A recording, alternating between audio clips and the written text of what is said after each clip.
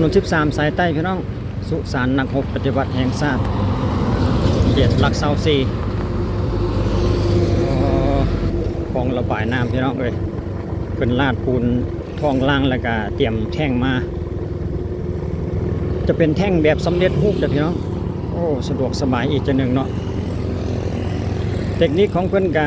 จะปรับพื้นเทพื้นทองล่างไว้เช็คระดับไว้เรียบร้อยแล้วเพิ่นก็เอาแผ่นสำเร็จนี่มาตั้งย่องต่อกันไปเลยสะดวกรวดเร็วอีกจังหนึ่งคือกันได้สำหรับเกี่ยวกับคลองระบายน้ำของเพิ่นเขตหลักเสา4สุสานนักรบปฏิวัติแห่งชาติพี่น้อง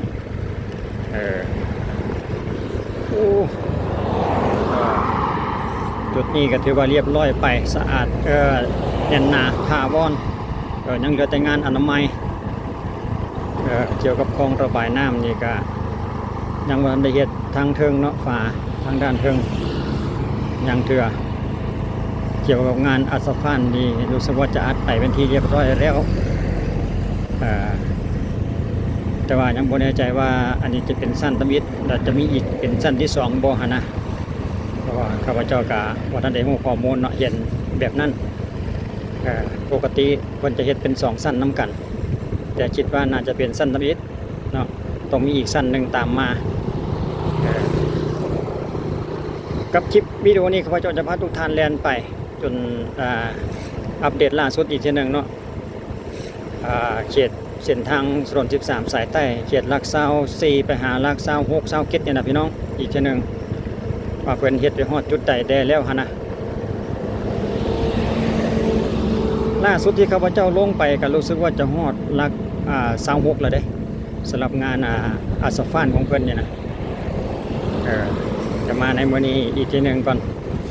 เพิ่นสิเฮ็ดไปเรื่อยไปจากหลักเสา6ไปหลายหน่อยสำใดอีกทีหนึ่งส่วนเครื่องกลางเพิ่นกะจงไว้เนาะเตรียมที่จะเฮ็ดเป็นเกาะแบ่งเลนนั่นเองสำหรับใจกลางของเส้นทางคักไว้พี่น้องสบายช่วงหลักเสา4หลักเสา5เนี่ยคือว่าสำเร็จเสร็จสิ้นไปมาสะดวกแล้วต่างแต่ว่าหากบ่ทันได้100%บ่ทันได้มีการอนุมัยหั่นนะเพราะว่าเป็นอยู่ในช่วงระหว่างที่กำลังก่อสร้างเป็นเรื่องปกติเนาะต้องมีเศษดินทรายเป็นเรื่องปกติเพราะว่างานบ่ทันได้สำเร็จเทื่อแต่ว่าเกี่ยวกับคลองระบายน้ำก็สังเกตเห็นแล้วเพิ่นก็ปิดเป็นบางจุดไปได้แล้วเรียกงานของเพิ่นอยู่ทางน้ำปั๊มน้ำมันจุดนี้ยาวเหยียดจะเป็นร่องเลี้ยวไปสุดตานี่แสดงว่าเพิ่นเฮ็ดไปได้หลายสมควรแล้วได้นี่นะล่าสุดข้าพเจ้ามาอัปเดตนี่กับจุดนี้นี่ตอนนั้นเพิ่นก็ยังกำลังอัดอยู่เด้ตอนนั้นนะเพิ่นกำลังอัดลงเบสคอร์ดมิกทางอยู่ในเนาะตอนนั้นรถเจดรถโลอยู่แถวนี้แหละอยู่ช่วงที่เขากำลังแล่นอยู่เนี่ยแต่ว่ามาในปัจจุบันนี่ที่ว่าเรียบร้อยอัสฟานไปก็ที่เรียบร้อยลาดยางแบบแน่นหนาไปเลยเส้นทางสายหลักของ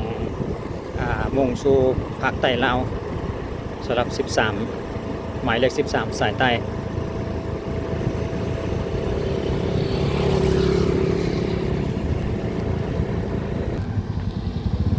เพิ่นจะบางจุดเพิ่นจะเฮ็ดเป็นตัวไฮทางแบบนี้ได้พี่น้อง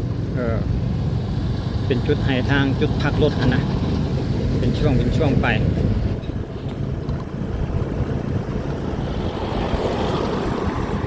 เดี๋ยวเขาจะเล่นไปเบิ่งว่าจุดนี้ขึ้นอยู่กับบ้านใดแดประมาณนั้นอีกทีหนึ่งก่อน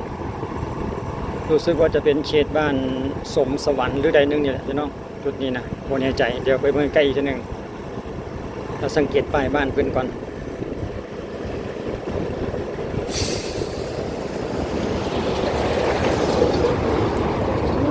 รถใหญ่ๆเว้ย รถพ่วงคน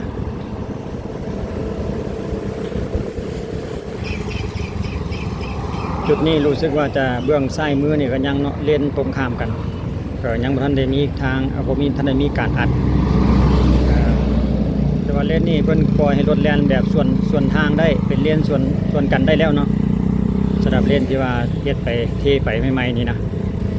ส่วนอีกเลนหนึ่งเพิ่นก็ยังอยู่ในช่วงระหว่างเตรียมมิกเตรียมลงเบสคอร์ดเลี้ยวไปเห็นแต่รถโลรถเกตอยู่ทางด้านหน้าพุ่นพี่น้องเขตหลัก25 26เห็นมั้งจุดนี้นี่ก็สำเร็จแล้วแต่เลนเดียวขาลงเนาะขาขึ้นขาเข้ามานี่ยังเถื่อโอ้มีรถไถน้อยๆนี่หลายแท้รถมือสอง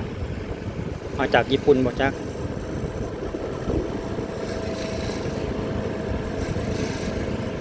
พอดีอยู่ในช่วงระหว่างพักเที่ยงเข้ามานี่เนาะเป็นวิชาการนายสร้างเพิ่นอาจจะพักสวยเนาะพักเที่ยงกินข้าวประมาณนั้นสังเกตเห็นแต่มีกล่องหินมาเพิ่นเอาหินมาลงไว้เตรียมที่จะลงเบสคอร์ดอีกคือกันสำหรับเลนอีกเลนหนึ่งกันเนาะตรงข้ามกัน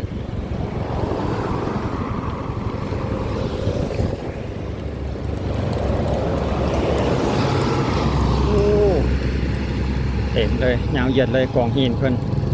สุดยอดหลายพี่น้องเอ้ยเร่งรัดพัฒนาทุกวันเวลาคือกันแต่ละเส้นแต่ละสายว่าจะเป็นเส้นทางหมู่บ้านหรือว่าเส้นทางรวมเส้นทางหลักเพิ่นก็ลงมือเฮ็ดไปอย่างต่อเนื่องแต่ว่าเรียนที่ว่าเพิ่นเฮ็ดสำเร็จแล้วปล่อยโรงเรียนนี่มันก็กว้างสามารถส่วนกันได้อย่างง่ายดายหรือว่าบ่มีปัญหาเกี่ยวกับการสัญจรของระบายน้ำกับควบคู่กันไปจุดนี้ก็เขตห้องการบ้านสมสวรรค์แท้พี่น้องห้องการบ้านเพื่อนเขตบ้านสมสวรรค์นั่นเองเนาะจะเป็นหลัก25หรือ26นี่แหละประมาณนั่นแหละพี่น้องของระบายน้ำเพื่อนก็เตรียมได้เด้เททองล้างไว้คือกันสำหรับจุดนี้นี่ก็หน้าที่ไผหน้าที่มันไปตามหลักวิชาการของเพื่อนมีหลายแผนกเฮ็ดคลองระบายน้ำก็เฮ็ดไปเรื่อยๆแผนกอัดแผนกลงหินแผนกลาดยางแบบนี้นะเพิ่นก็แยกแยะกันโอ้หลายยาวเหยียดเลยได้นี่จุดที่ว่าเพิ่นเทไปแล้วนี่นะแล้วแล่นนำไปเบิ่งก่อนพี่น้องว่าจุดที่ว่าเพิ่นเทไปให้รถแล่นสะดวกสบายนี่ไปฮอดเขตใดอีกทีนึง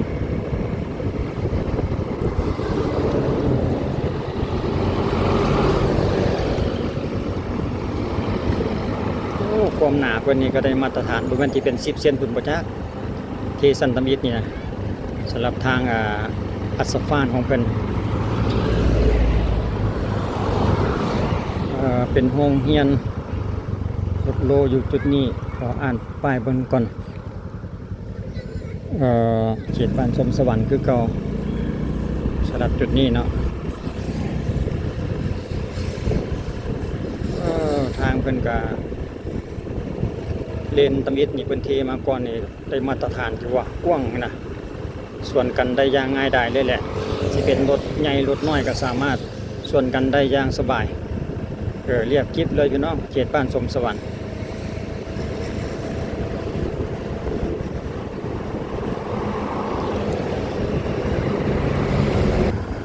เป็นทางอัสฟันลักษณะนี้เพิ่นก็สำเร็จมาตั้งแต่หลัก21พุ่นแล้วเนาะพี่น้องเพิ่นก็เฮ็ดเลี้ยวมาตั้งแต่หลัก21แหละแต่ว่าข้าพเจ้าก็มาเริ่มต้นชิปอยู่ที่หลัก24นั่นเองเนาะส่วนสำเร็จแค่แบบนี้แล้วก็มาแต่หลัก21พุ่นแล้วเนาะเป็นลักษณะนี้แหละอัสฟัน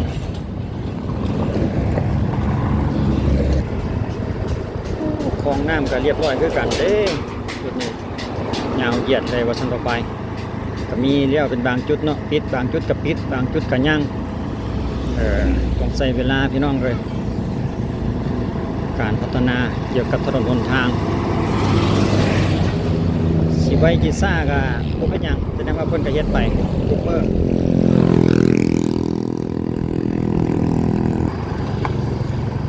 ปึ๊บมาฮอดจุดนี้รู้สึกว่าจะสิ้นสุดที่ว่างานอัสฟันเนาะเหมือน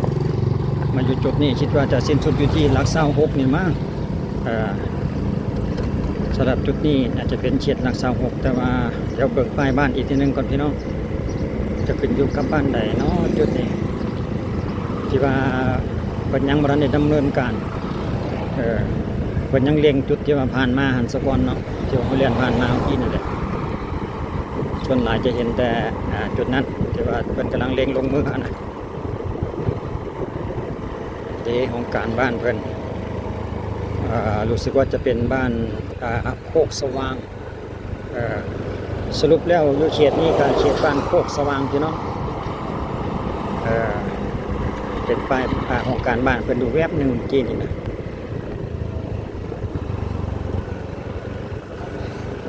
เขตบ้านโคกสว่าง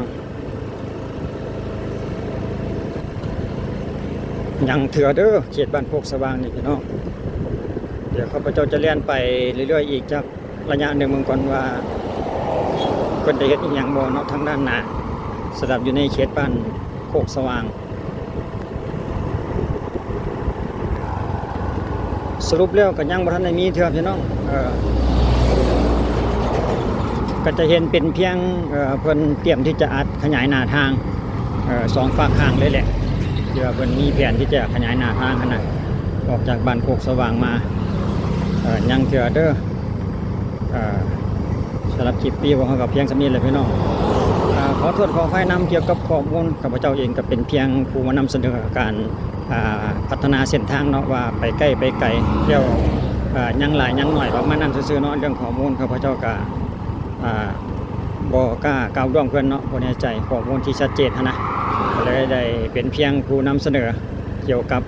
การพัฒนาเส้นทางแต่ละเส้นแต่ละสายความคืบหน้าไปหน่อยไปหลายประมาณนั้นเนาะมาเราสู่กันฟังพี่น้องสำหรับคลิปวิดีโอนี้ก็ขอบใจเอาไว้เจอกันในคลิปต่อไปจะเป็นเส้นทางใดนั้นอีกทีหนึ่งสำหรับคลิปนี้ขอบใจสบายดี